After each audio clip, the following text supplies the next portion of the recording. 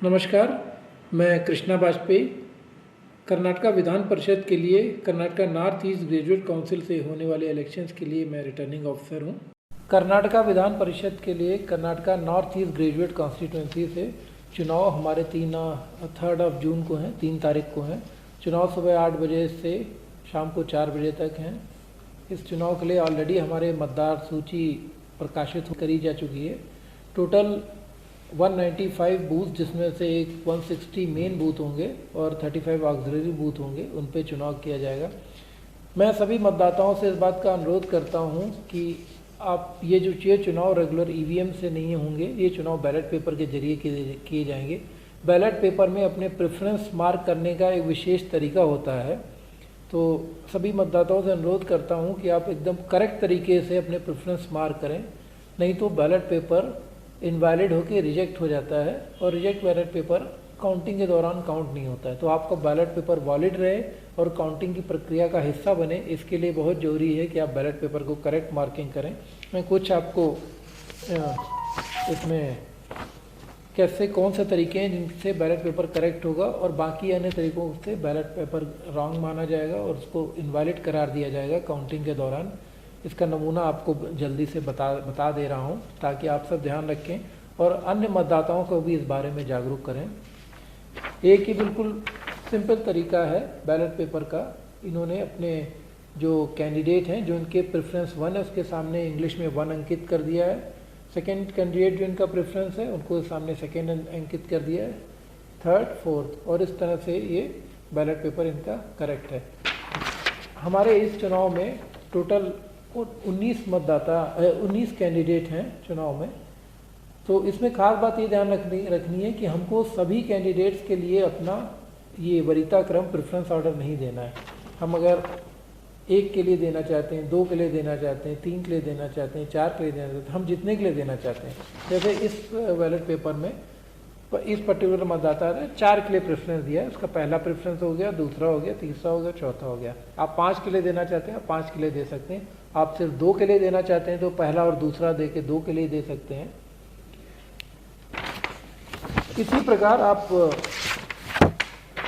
Roman numerals में भी first, second, third and fourth mention करके अपना प्रेफरेंस अंकित कर सकते हैं। ये भी करेक्ट बैलेट पेपर है।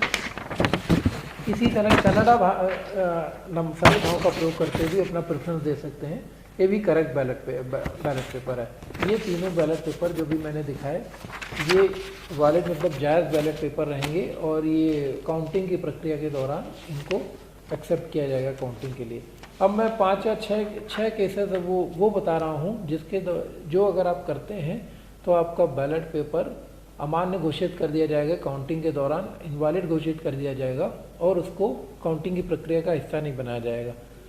पिछली बार काफ़ी संख्या में बैलेट पेपर्स जो हैं वो इनवैलिड होकर रिजेक्ट हो गए थे। तो ये एक बात है कि हमारे ग्रेजुएट वोटर्स, अगर उनसे वही यही अनुरोध है कि वो सही से बैलेट पेपर पे मार्किंग करें ताकि उनके बैलेट पेपर्स इनवैलिड होकर रिजेक्ट ना हो। मैं आपको केसेस दिखाता हूँ।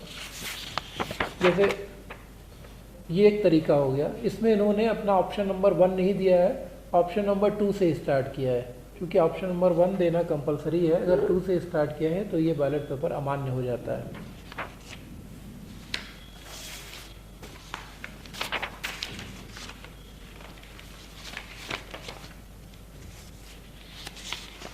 सेकेंड केस आपका, इस बैलेट पेपर में अपने ऑप्शन न देके सही गलत के निशान लगाए गए हैं। Tick mark, cross mark, tick mark और क्रॉस मार्क, ये भी बैलेट पेपर अमान्य करार दिया जाएगा काउंटिंग के दौरान।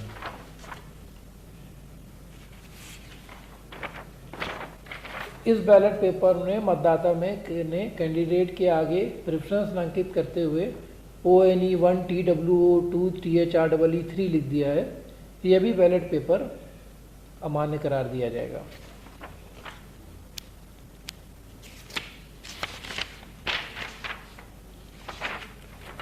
इस मतदाता ने अपना पहला प्रेफरेंस इंग्लिश में दिया है, दूसरा प्रेफरेंस कन्नड़ा में 2 लिख के दिया है, तीसरा प्रेफरेंस इंग्लिश में 3 लिख के दिया है, चौथा प्रेफरेंस कन्नड़ा में लिख के दिया है।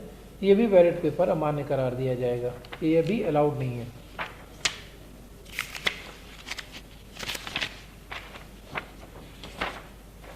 इस बैलेट पेपर में आप देख सकते हैं कि 1 के बगल में ONE लिखा हुआ है, 2 के बगल में TWO लिखा हुआ है, 3 के बगल में THREE लिखा हुआ है। यह भी बैलेट पेपर अमान्य करार दिया जाएगा। इस बैलेट पेपर में प्रेफरेंस के बीच में डैश दिए हुए हैं, 1 2 3 4 जो मार्क किया है उसके बीच में डैश ऑप्शन लगाया हुआ है, तो इस कारण से भी इस बैलेट पेपर को काउंटिंग के दौरान नहीं रखा जाएगा। इस बैलेट पेपर में सिंपली यस नो कर दिया गया है, यह भी बैलेट पेपर अमान्य हो जाएगा। एक अंतिम विशेष केस जो इस चर्चा के दौरान जरूरी है डिस्कस करना, कुछ कैंडिडेट इस तरह से मार्क करते हैं, कैंडिडेट को फर्स्ट प्रेफरेंस दे दिया, उसके बाद उन्होंने अपना सेकंड प्रेफरेंस 2 कैंडिडेट को दे दिया। इस तरह की स्थिति में उनका फर्स्ट प्रेफरेंस तो एक्सेप्ट किया जाएगा, उसके बाद ये बैलेट पेपर का वैल्यू नहीं रहेगा, इसको एग्जॉस्ट कर दिया जाएगा और उसके बाद ये आगे नहीं ले जाया जाएगा।